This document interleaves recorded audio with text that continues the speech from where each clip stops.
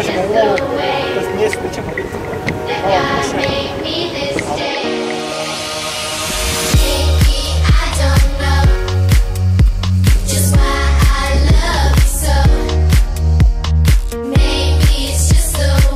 Svi spavaju.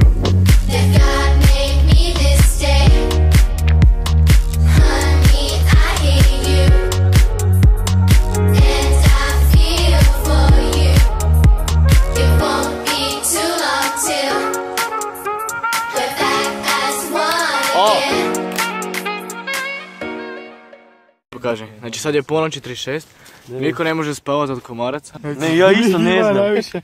Svi imamo polikove.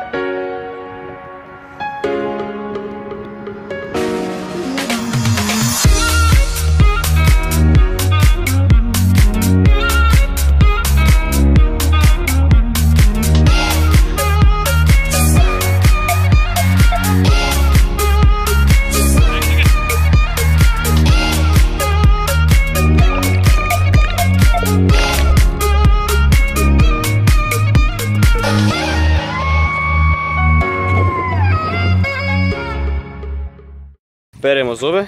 Ja ne znam jesi šta vidi. Wow, da. Znači ovo sve iznad Jakova su komarci.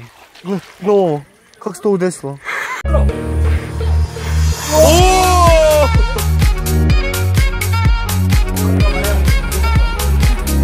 Jako vuče djecu.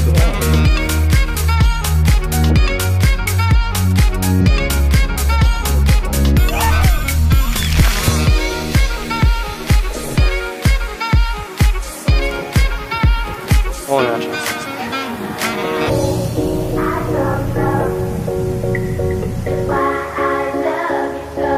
Završeno još jedno kampiranje.